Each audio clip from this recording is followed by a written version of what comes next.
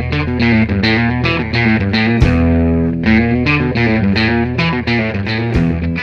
everybody and welcome to Parks Bros. It's Drew here, and today we're heading to Knott's Berry Farm in Buena Park, California for our full in-depth review of Silver Bullet.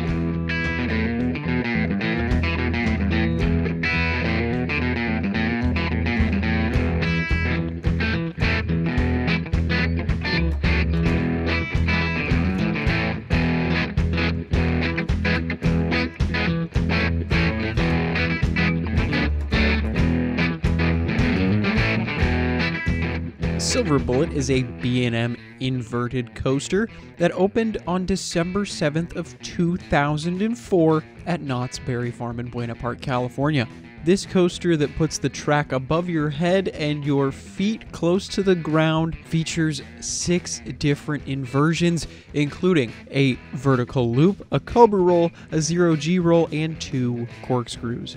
But how do you make it through all those inversions, you ask? Well, there's a height of 146 feet with a drop of 109 feet that gets you up to a speed of 55 miles an hour. This ride is also quite lengthy, with a full length being set as 3,125 feet, equaling a duration of 2 minutes and 30 seconds. For some quick background information though, this was at the peak of Knott's Berry Farm's kind of revival underneath Cedar Fair, going towards the thrill market. This ride was added in after the additions of Accelerator and of course Ghost Rider 6 years prior, and is still seen as one of the major investments made at the park in the past 20 years, as it takes over a lot of the skyline, especially towards the entrance of the park. But before we get into some more information about the ride, let's figure out how to get there.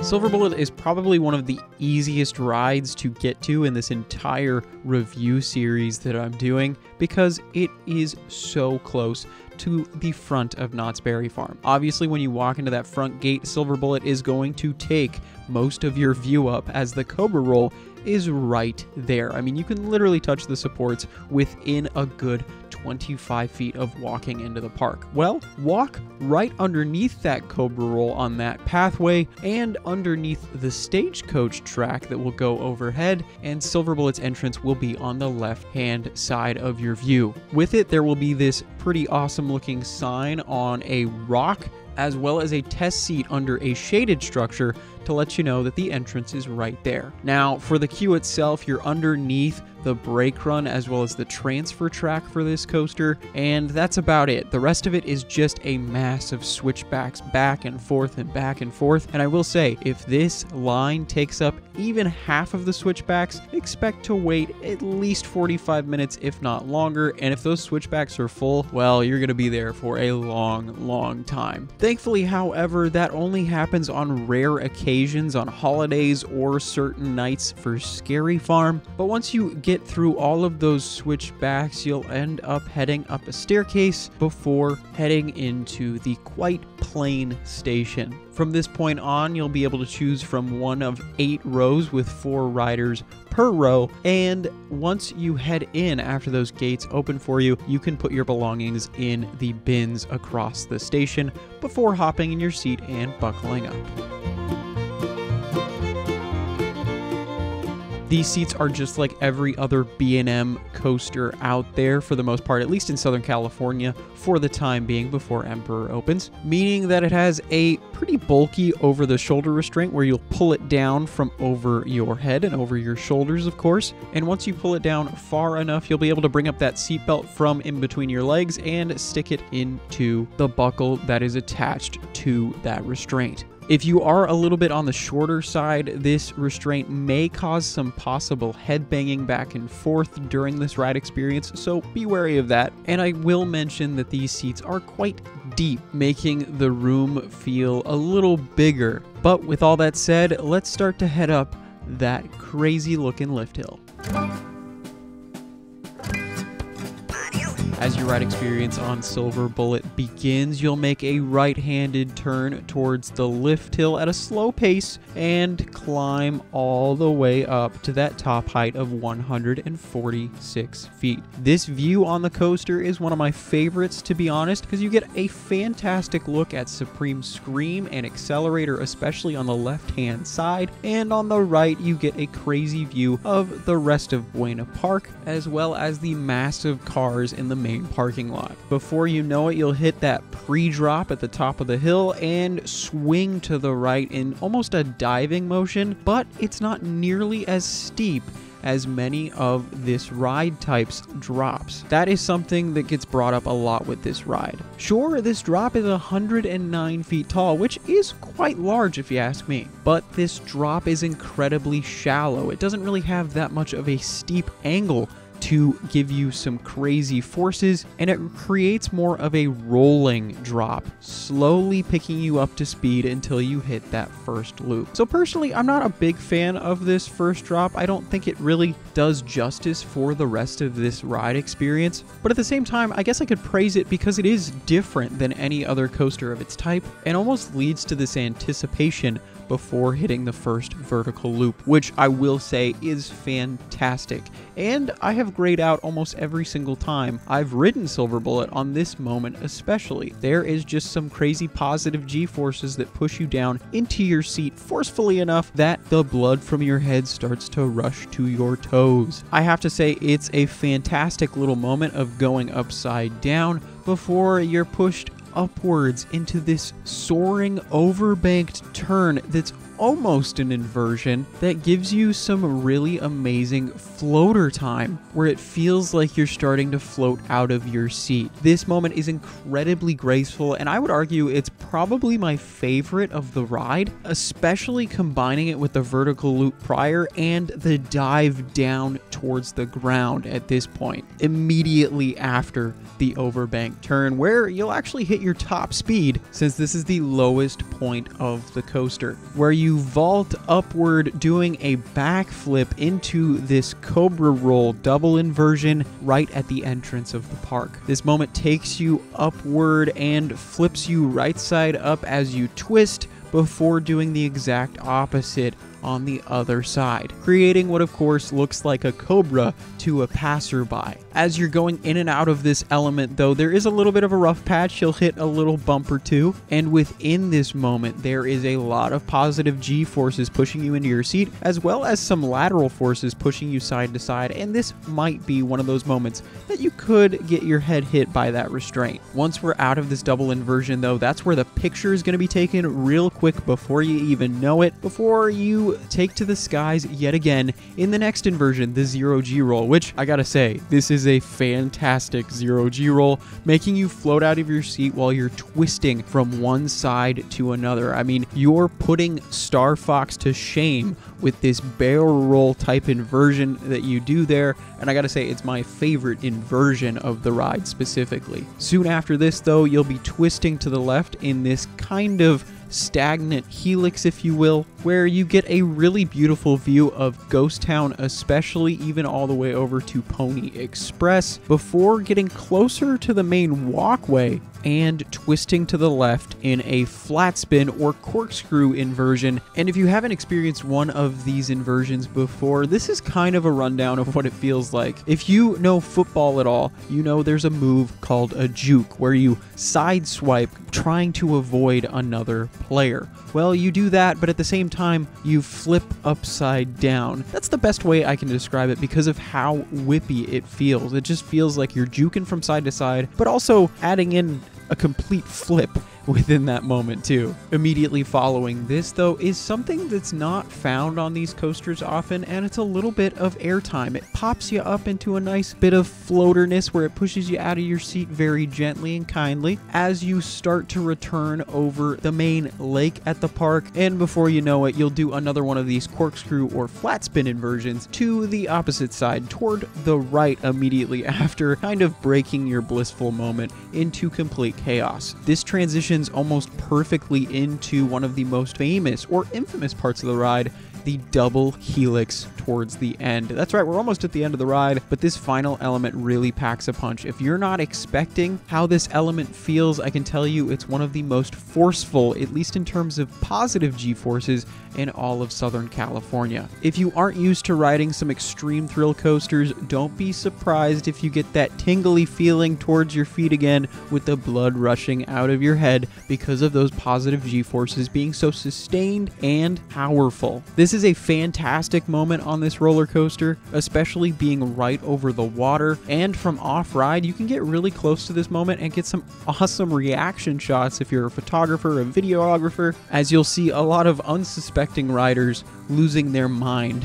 Not literally, of course, though. After this crazy double helix upwards, though, you'll slowly glide into that brake run before twisting to the right into the final brakes right above that queue line that you just waited in a little while ago, and you pull into the station, get your belongings on the right from the bins, and head down that stairway at the exit.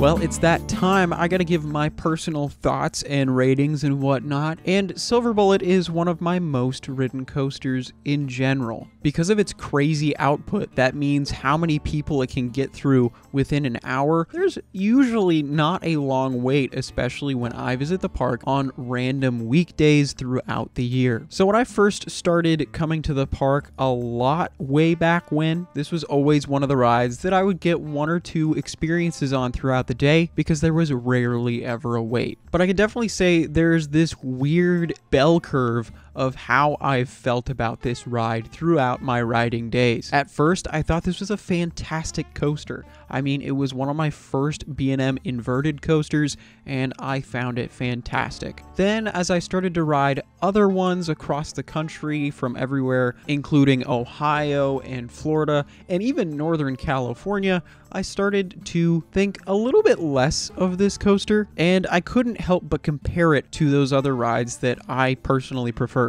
And it got to the point where I would rarely go out of my way to try and ride Silver Bullet for a little while. Coming into this review, though, my views have changed a little bit since then. I've gained a little bit more of an appreciation for this coaster, and while sure, it's not as good, at least in my opinion, in comparison to other coasters of the same type, it still is a fantastic ride in its own right. And I feel like that's something that a lot of coaster enthusiasts fixate on. In the grand scheme of things, it really shouldn't matter what ride does what better or which ride is better overall. It just depends on whether the ride is fun in your mind or not. Now, of course, getting off my pedestal real quick, my personal feelings on the ride are quite mixed. I mean, that first drop, I'm not the biggest fan of, but a lot of those inversions are great, even though I'm not the biggest fan of the Cobra roll and how this coaster kind of paces itself. Sure, there are a lot of moments of grace and bliss, but at least as of late, at a speed of 55 miles an hour, I would hope for something a little more snappy. That's what I've been finding fun as of late. Thankfully, though, Silver Bullet provides a lot of that in the second half of the coaster, especially with those corkscrews and that final double helix upward. I also really have to commend this coaster for having quite a different layout than any other ride I've been on because of its terrain restraints. Trying to go over that lake as well as going over pathways makes it incredibly difficult from a designer's perspective to try and make a world-renowned coaster. Personally, I think it's a very good ride, and it does a fantastic job of pleasing a lot of the thrill seekers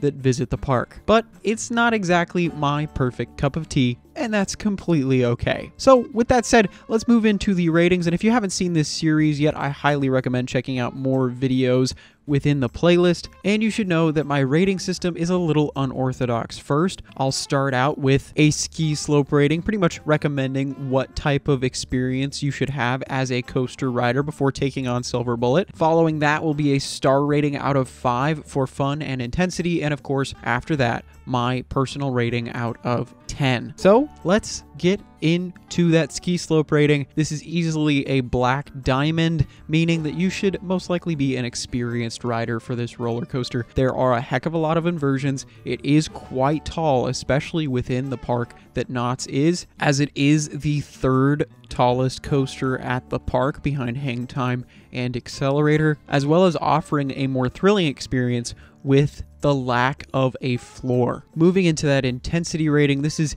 easily a 4 out of 5 5 stars, especially for a lot of those positive G moments, and of course that speed and height and all the variation within the elements. It is quite an intense ride, maybe not the most intense at the park. I think that definitely still goes to Accelerator, and you could definitely argue that Hang Time is a little bit more intense. And I will say you should definitely check out other rides at the park prior to Silver Bullet if you're not as experienced, maybe even Ghost Rider, or if you're brand new to riding coasters, Coast Rider at the back of the park, and even Pony Express would be perfect fits for you. And you can even add into that list Jaguar and Montezuma's Revenge too, especially if you're new to loops, which that review will be coming out very, very soon. Heading toward that fun rating though, I'm gonna say this is probably either a 2 or 3 star fun rating. This ride is meant to be intense first and foremost, and that's pretty obvious. But you can tell throughout its layout, it doesn't really have too much time to focus on fun, except in maybe 1 or 2 key elements. So that's why I would definitely put the intensity rating above the fun rating, but out of 10 for me, Silver Bullet gets a 7. To me, this is still a very good coaster. I think those star moments on this coaster definitely outweigh some of the lesser moments on the ride, and that can really be shown within this rating. And come on, 7 is literally a great score, especially if a 5 is straight in the middle. Well, a 5 to me is still a decent coaster that I would not mind going on at all. Once you get under 5, that's when I'm like, I'd probably not want to ride that today. But I would just say it's not my favorite in the park, and it's definitely far from my least favorite. It's kind of in the middle of the pack for me. And if it's any consolation to you Silver Bullet fans, I would say this is a very high 7 of a ride, just missing that 8 out of 10 cut. It's still a fantastic ride if you're looking for some awesome thrills at Knott's Berry Farm, and I know a lot of you are. So if it's your first time and you're looking for those looping, mega crazy roller coasters that would be deemed extreme, well, Silver Bullet should definitely be one of your first options at the park. With that all said though, I want to know, what are your guys' thoughts on Silver Bullet? I would love to know down in the comments below. While you're down there, of course, make sure to check out all those links in the description for everything from pins to our Discord server and of course our Instagram, where you'll just get more and more updates from me regarding all my crazy coaster adventures. So stay tuned, make sure to subscribe if you have not yet. I would really, really appreciate it. And speaking of appreciating it, I really am thankful that you've watched this far into the video and even just clicked. But of course, until next time, we'll see you on the next ride.